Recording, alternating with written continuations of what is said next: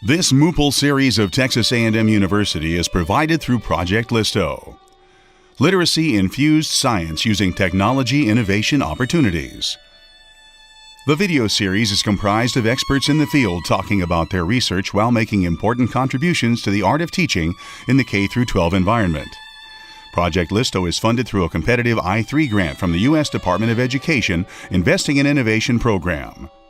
The LISTO project is a collaboration among the Center for Research and Development in Dual Language and Literacy Acquisition, Education Leadership Research Center, and Aggie STEM.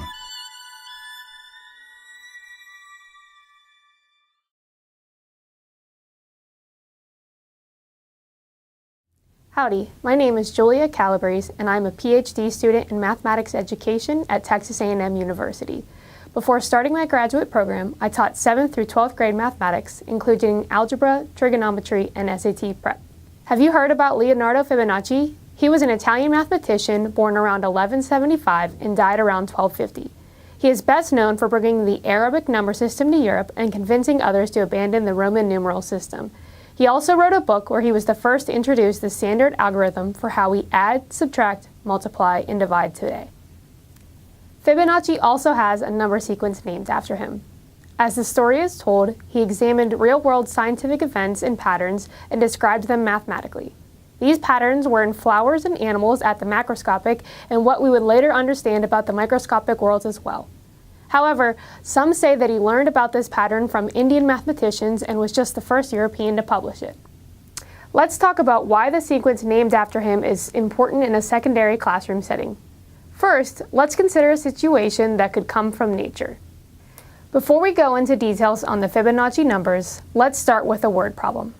Rats cannot reproduce until they mature to 2 months of age. Upon maturation, let's assume that a pair of rats produces another pair of rats each month.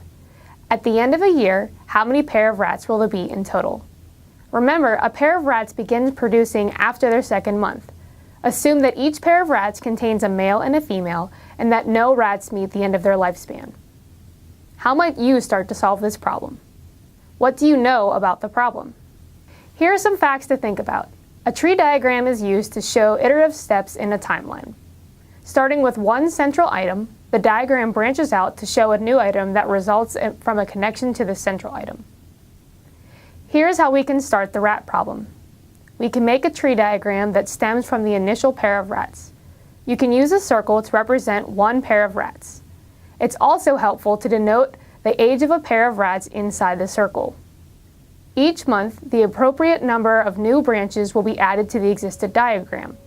It's important to leave plenty of space between objects on the diagram. A computer can be a great tool to help because space is limited.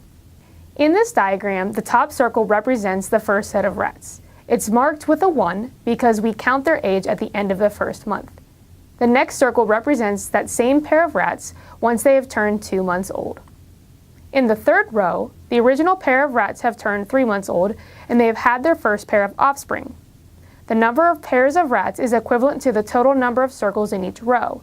Looking at the third row, we see 2 circles, which means that at the end of the third month, there is a total of 2 pairs of rats. This next diagram shows through the 4th month, where the original pair of rats turns 4 months old and have a second set of offspring. The first pair of offspring have aged to 2 months. During the 5th month is when it really starts to get interesting. The initial pair of rats is 5 months old and continues to reproduce. The first pair of offspring have officially reached reproductive age so that they have a pair of offspring. The second set of offspring from the initial parents cannot reproduce yet. There are 5 pairs of rats. The pattern continues each month. However, eventually keeping track of the pairs of rats gets difficult to do through the diagram. This is where you should start to see a pattern in the number of rats. What pattern do you see? What guiding questions can you ask to help students discover the pattern? To get the total number for a certain row, add the numbers of the circles from the previous 2 rows. For example, to find out how many pairs of rats will exist during the 6th month, add together the number of rats from the 4th and 5th months. This pattern is better known as the Fibonacci sequence.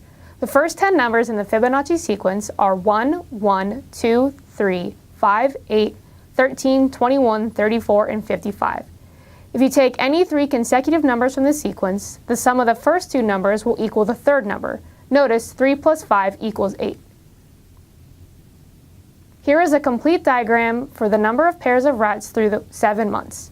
Now you are ready to find how many pairs will exist after a year.